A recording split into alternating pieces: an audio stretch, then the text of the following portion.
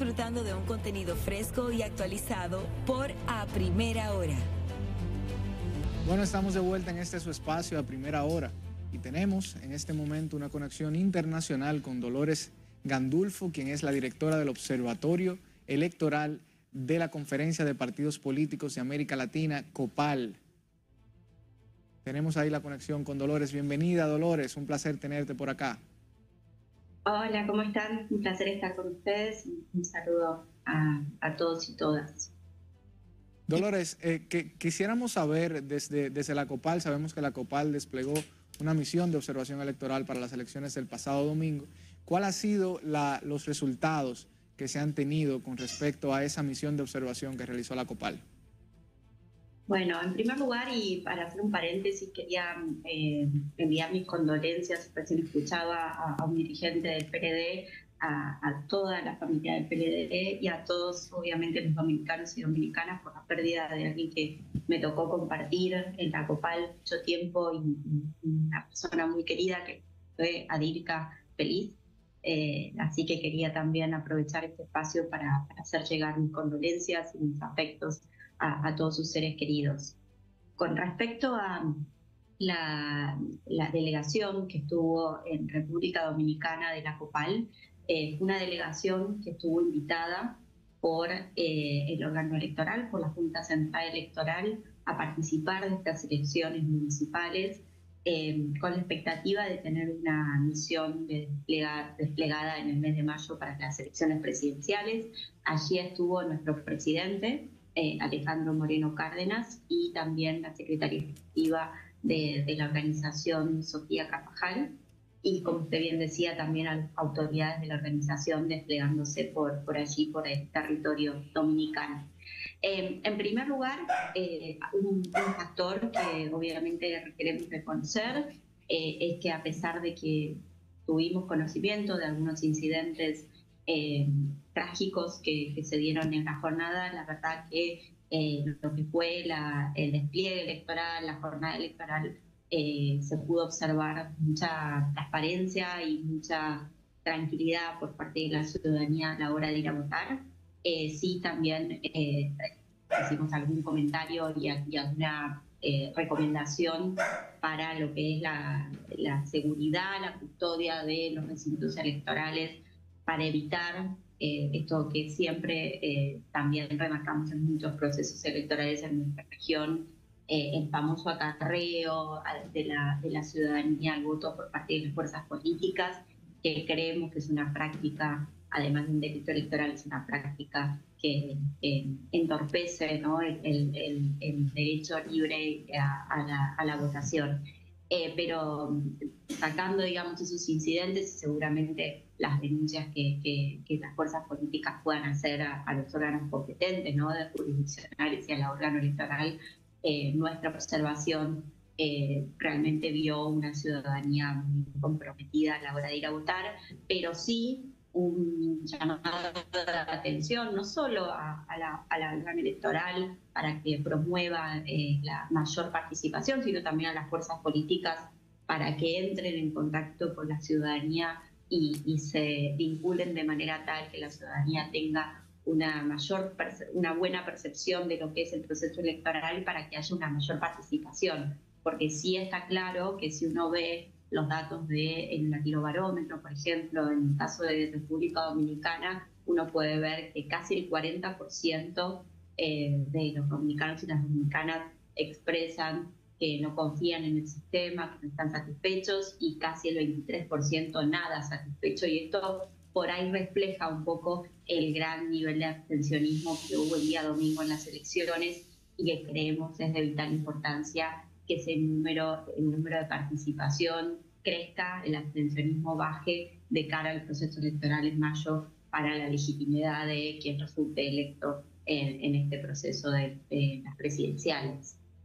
Hola Loli, ¿cómo estás? Eduarda por aquí, un gusto siempre. Hola Eduarda, un gusto saludarte. Sí, siempre un gusto. Me gustaría primero agradecerte las condolencias. Sí, ha sido un golpe duro, inesperado también, y nada, uno se consuela, ¿no?, con los designios divinos. Preguntarte, Loli, si ¿cómo ven ustedes el tema de la abstención? Porque si bien es cierto que cuando se ve el dato en macro, la abstención baja, cuando se segregan los datos te das cuenta que en las grandes ciudades casi el 70%, un 69%, 69.3% no participó. Eso es un dato altísimo. ¿Y cómo afecta entonces al sistema democrático? Bueno, nosotros desde el Observatorio Electoral de la CUPAL decimos que cuando evaluamos, ¿no?, el éxito de una elección, uno de los primeros datos que miramos es el nivel de participación, porque creemos firmemente que la legitimidad del proceso está directamente proporcional a la participación ciudadana, y por eso traía esos datos del Latinobarómetro, porque no es algo que excluyente de República Dominicana, es algo que venimos viendo en la región, esta desafección ciudadana a participar, en primera instancia por un descreimiento de los ciudadanos respecto a las fuerzas políticas, y que siempre decimos es una necesidad que los partidos políticos recuperen esa conexión de intermediación con la ciudadanía.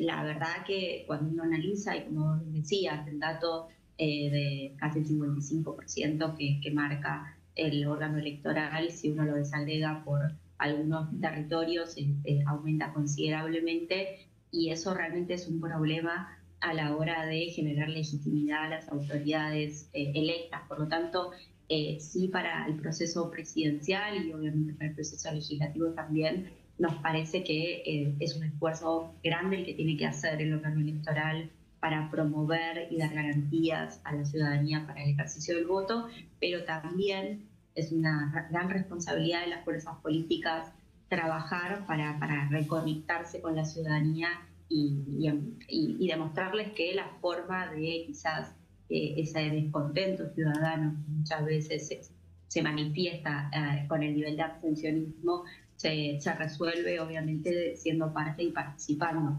También, por supuesto, los medios de comunicación tienen un importante rol en ese sentido para poder fomentar a la ciudadanía que vote. Creemos siempre que es un dato que hay que tener en cuenta y que es muy preocupante cuando uno ve cómo va bajando los niveles de participación, sobre todo, bueno, si uno tiene en cuenta los niveles que han tenido otras elecciones municipales como la del 2020, creo que es importante poder poner foco. Sí, también me gustaría resaltar como positivo de este proceso, que quizás para quienes estuvimos en aquel momento en el 2020 también observando y todo el proceso que tuvo errores en el marco de la transmisión de los resultados, el proceso de que se tuvieron que suspender las elecciones por no poder tener las garantías de poder llevarlo adelante. La verdad que el proceso que se dio el día domingo de cara en lo que tiene que ver con el funcionamiento de la elección ha sido muy satisfactorio, y creo que eso también da garantía para las elecciones de mayo. Sí. Dolores, durante la campaña, antes de las elecciones, hubo toda una dinámica de protestas y querellas de manera verbal de la oposición. Inclusive se depositó una documentación en la Junta Central Electoral sobre el uso de recursos del Estado. Luego, el Pleno de la Junta dio a una unidad el poder de investigar esto. Previo a las elecciones no hubo ningún tipo de respuesta de esta unidad ni del Pleno de la Junta sobre el uso de recursos del Estado. ¿Cómo puede esto empañar el proceso venidero y el proceso pasado? Sobre todo cuando en mayo tú tienes a un candidato presidente aspirando. Es decir, que si para las municipales se utilizaron recursos del Estado, cuando tú tengas al presidente que es el jefe de gobierno, entonces eso podría multiplicarse y expandirse. Entonces, ¿cómo podría esto dañar o empañar el proceso electoral, tanto el pasado como el que viene? Bueno, a ver, hay un punto básico en todos los estándares de integridad electoral que tiene que ver con cuentas claras del financiamiento de la política y sobre todo el financiamiento de las campañas, y naturalmente disposiciones y normativas muy fuertes respecto a qué tipo de actos y qué tipo de acciones puede llevar adelante el gobierno en el marco de una campaña electoral, sea o no sea, digamos, la autoridad máxima candidato, ¿no? En este caso, obviamente, al permitirse la reelección en República Dominicana se da también este doble factor.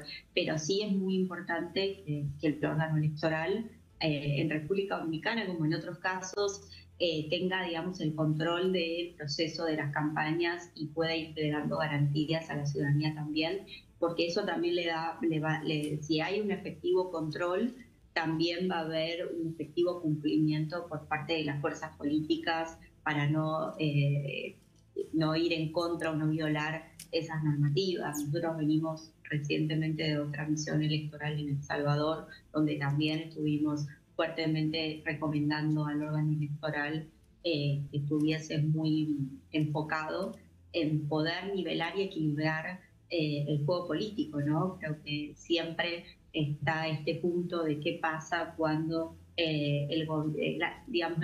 la desigualdad de condiciones entre gobiernos y oposiciones en un contexto electoral, y claramente el que tiene, digamos, la potestad para poder equilibrar esa cancha tiene que ver con el órgano electoral. Así que siempre nuestro interés es empoderar al órgano electoral para que tenga las herramientas para poder controlar, que es principalmente lo que evita que estas acciones se puedan llevar adelante. Si uno tiene órganos electorales que no están empoderados, que no tienen capacidades para poder ejercer el control, difícilmente también lo tendrán para poder sancionar esas situaciones. Y bueno, creo que también obviamente la responsabilidad por parte de quien detenta la máxima investidura también para poder dar cuenta a la ciudadanía de que es un proceso que está equilibrado de cara al mes de mayo. Claro. Dolores, yo cierro con esta pregunta. Loreni Solano por aquí. Gracias primero por tu tiempo y por tu participación tan interesante en Primera Hora. Dolores, ¿de qué vale tener observadores, misiones de observadores, si al final, porque no es algo nuevo, vemos que estas prácticas se siguen replicando proceso electoral tras proceso electoral? Bueno, a ver, en primer lugar, yo creo que siempre tener muchas miradas ayuda a poder relevar cuáles son aquellas malas prácticas que tienen que ser repensadas y también normadas para evitar su acción, que en muchos casos entran en zonas grises donde es difícil para la normativa y para la ley poder sancionarlas. Entonces me parece que la exposición frente a la comunidad internacional permite también plantear estos temas.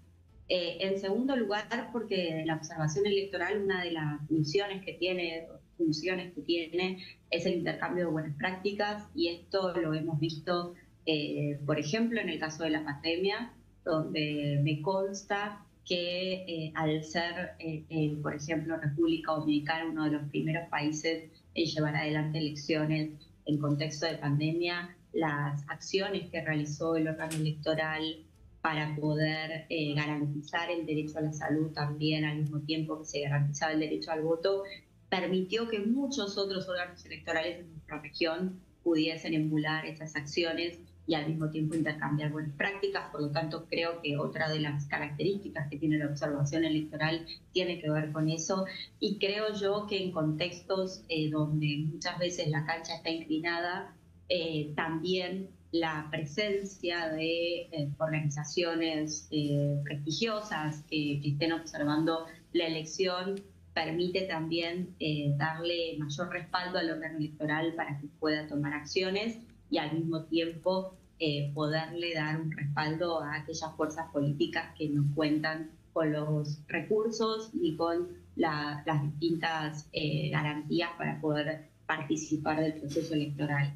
Creo yo que muchas veces, por lo menos desde el rol que tenemos nosotros desde el Observatorio Electoral de la COPAL, muchas veces nuestra voz es escuchada incluso por las autoridades que quizás no reciben a las distintas fuerzas políticas, y eso nos ha pasado, por ejemplo, en El Salvador, donde hemos podido transmitirle a el gobierno de El Salvador cuáles eran las cuestiones que las distintas fuerzas políticas nos habían planteado, que estaban en desigualdad de condiciones, y bueno, y poder advertir que está la comunidad internacional observando ese proceso. Creo yo que esos también son cuestiones importantes que permiten fortalecer nuestras democracias. Así que desde ese punto de vista yo siempre digo que la observación electoral, en primer lugar, nunca internacional, nunca va a juzgar con los ojos de los países de donde los distintos observadores provenimos el sistema electoral de cada país, porque sino que nos atendemos a, siguiendo las normativas y el sistema electoral vigente en ese país, poder dar recomendaciones que ayuden a seguir promoviendo mayores garantías en el marco democrático. Así mismo es. Agradecemos a Dolores Gandulfo, quien es la directora del Observatorio Electoral de la Conferencia Permanente de Partidos Políticos de América Latina, la COPAL, por haber estado aquí con nosotros y darnos una mirada un poco